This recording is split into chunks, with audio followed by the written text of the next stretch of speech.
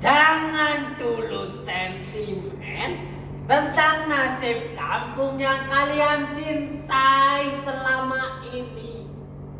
Jika kelak akan menjadi tanah kelahiran yang sulit untuk dikenali. Sebab sikap sentimen bisa dengan cepat membuat saudara mati sebelum waktunya.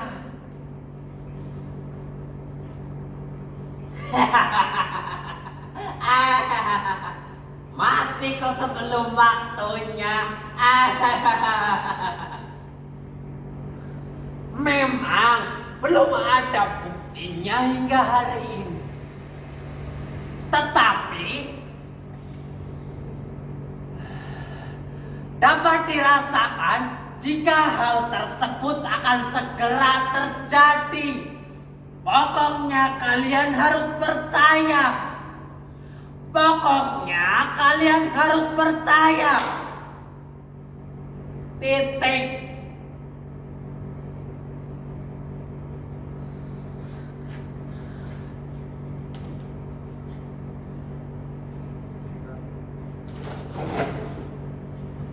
Mungkin bagi tadi saudara lupa membaca koran yang banyak dibaca para politikus.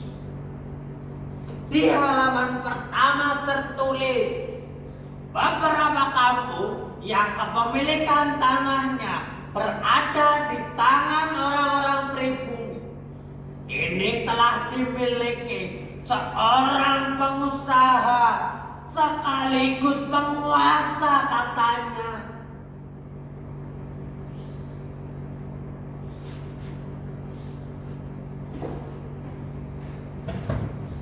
Bayangkan saja jika tanah satu kampung hanya dimiliki oleh satu orang. Bangsat.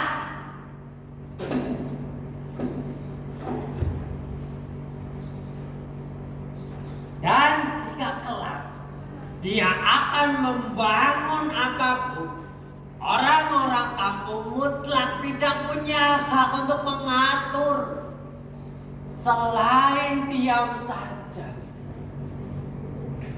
Sabar menyaksikan pembangunan yang terus bertahap. Dan jika lantas anak-anak kecil merengek karena tidak bisa lagi bermain bola,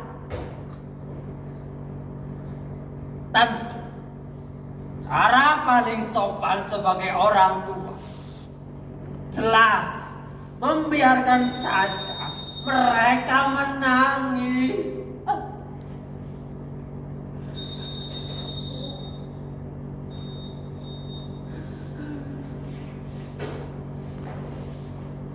Sampai mereka benar-benar merasa lelah.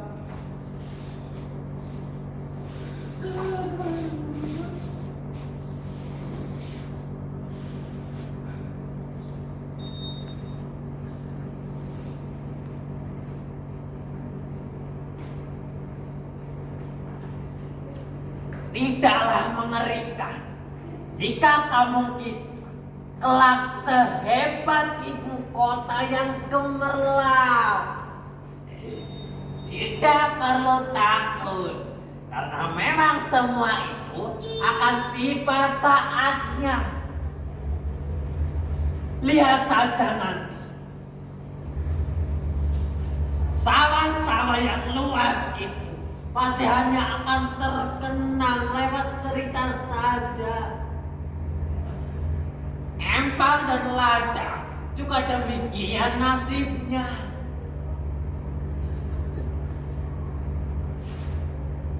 Kampung adat satu persatu hilang tempat di daerahnya masing-masing. lagi.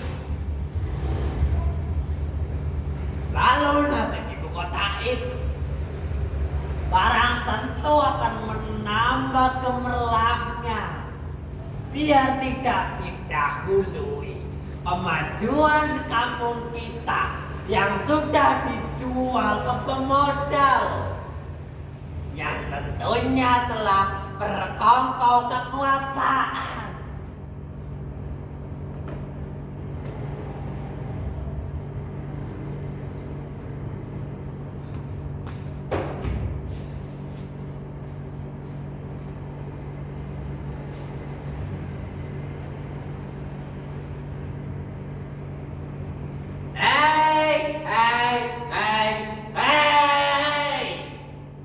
Dan kalian, para pemuda kampung harus tahu diri jika saat ini saudara masih menetap di kampung, ada baiknya dekatilah kampung saudara seintim mungkin, agar kelak saudara tidak terlalu merasa kehilangan yang teramat menyedihkan. Dan jika akhirnya saudara harus sampai terusir juga dari tanah kampung saudara sendiri, itu pertanda ujian terberat bagi orang-orang yang terlalu naif seperti saudara, seperti halnya Haji Sopyan, bandar beras terkaya di kampung, yang kini nasibnya menjadi supir pribadi penguasa yang membeli tanah sekampung itu.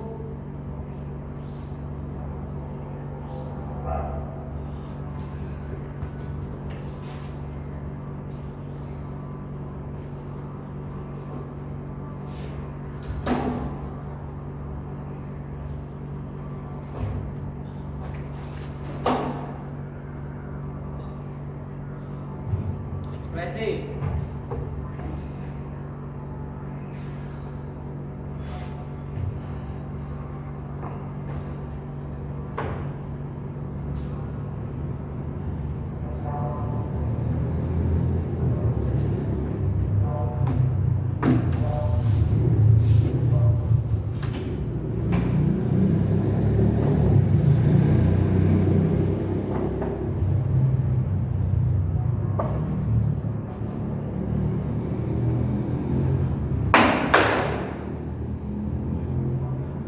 Kampungnya Haji Sopyan hari ini sudah sulit lagi untuk dikenali asal mulanya.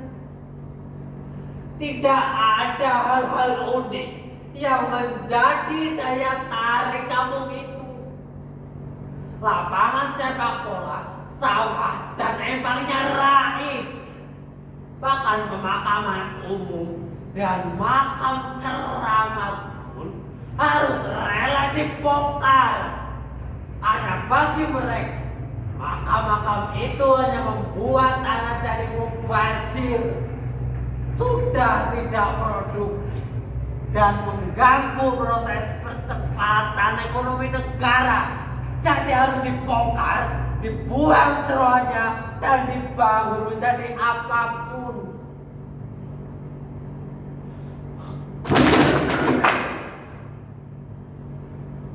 Yang penting, ekonomi eksekutif, ekonomi legislatif, yudikatif, dan ekonomi para naga naik signifikan.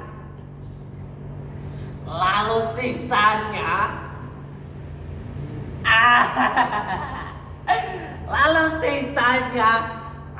baru buat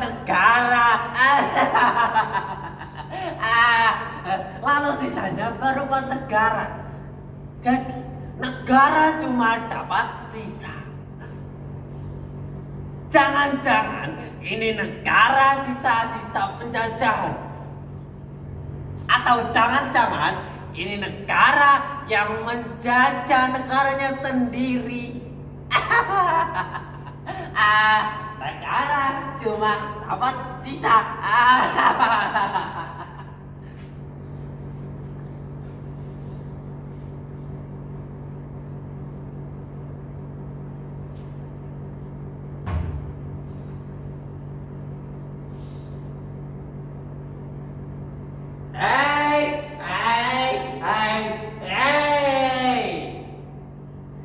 Dan kalian, para pemuda kampung harus tahu diri. Kalian harus angkat kaki segera. Kalau masih memaksakan diri tinggal, paling banter kalian hanya akan menjadi kuli, babu, atau pelayan yang menaruhkan nyawa di atas gondola. Lihatlah istri dan anak perempuan Haji Sopyan. Mereka sudah tidak lagi tinggal di kampung yang telah berubah itu. Mereka hijrah ke rumah mertuanya. Mereka hidup ala kadarnya, jauh berbeda saat kampungnya masih terjaga. Dan orang pejabat Pemda makin harum karir politiknya. Usai mengapresiasi kemajuan kampung ini sebagai sistem kerja modernisasi yang merata.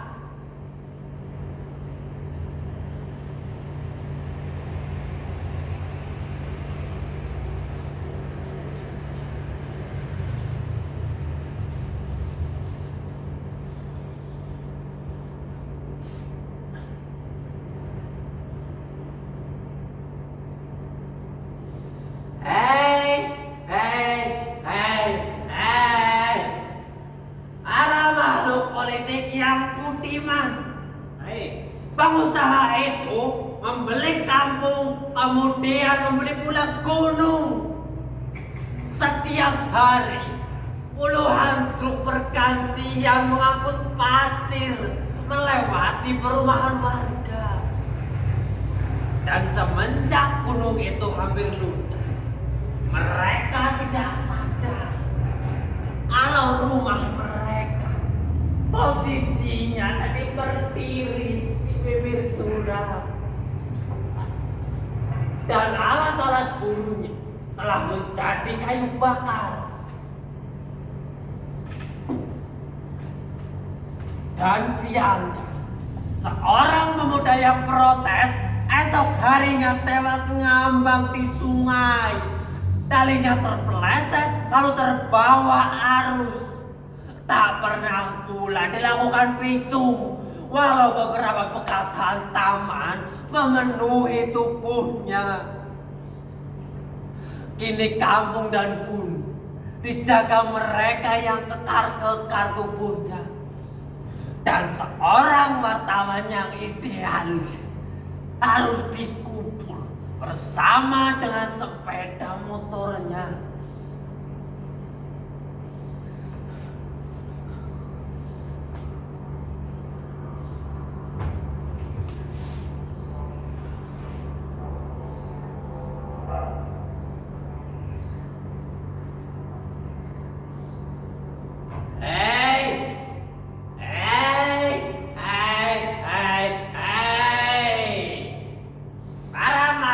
Politik yang budiman.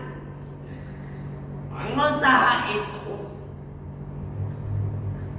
kampung dan gunung bagaikan tabungan kecemasan yang panjang bagi Haji Sopyan.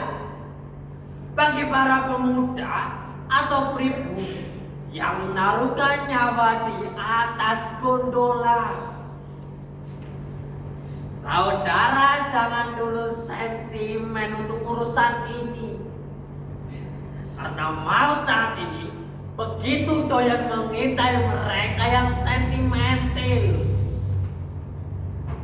Dan dua contoh kematian itu efektif menutup mulut pribumi yang tersisa. Dan jika kampung dan gunung telah rapi, saudara tentu sudah tahu bagaimana jalan terusnya, toh. Mereka akan mengeruk seluruh isi tubuh kalian.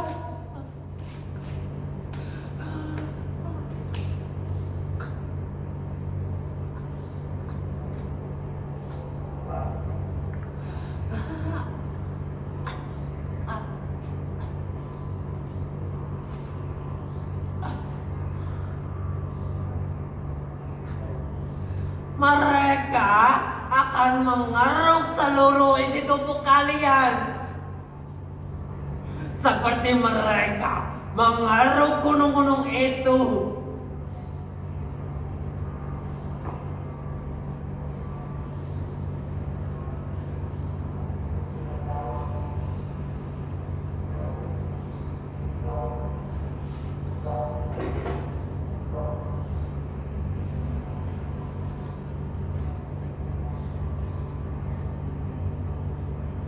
Saudara-saudara, media cetak dan elektronik sudah tidak mungkin lagi dapat mewartakan kekacauan ini semua. Saya cuma mau titip pesan, saudara sekalian harus waspada. Karena nasib kalian tinggal tunggu nomor antrian menyusul takdir pemuda dan wartawan tadi.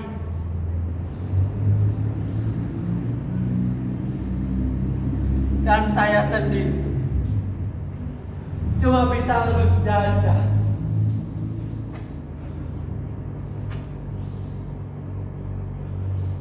Ketika rumah orang tua saya diratakan,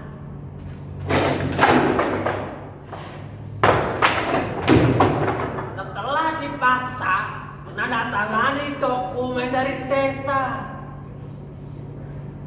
Saya tidak bisa melawan. Tubuh mereka kekar-kekar semua. Apalagi pengusaha itu taat bayar pajak katanya. Dan hari ini saya baru berani mengabarkan ini semua kepada saudara. Setelah para anjing piaraan pengusaha itu tidak mungkin lagi dapat melihat tubuh saya.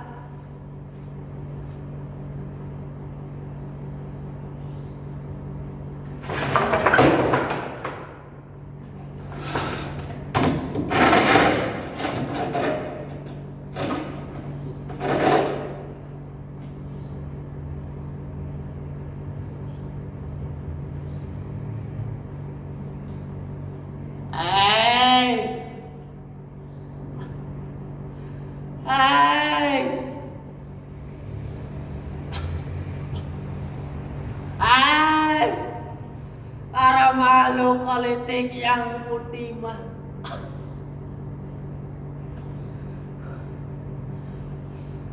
kenapa saya terasa sangat sesak dan budak saya serasa ada yang memukul dengan balok.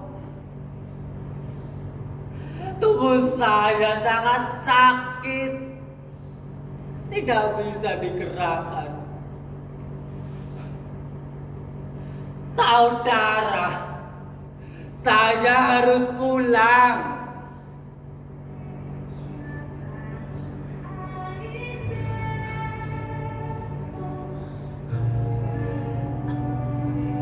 Saudara, saya harus pulang.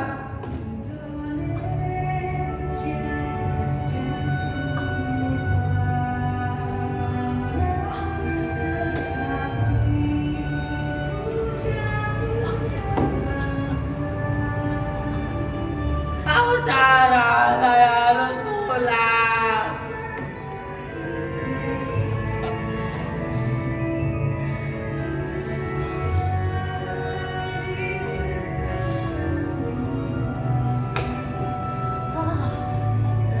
Saudara, saya harus pulang pada Indonesia yang merdeka.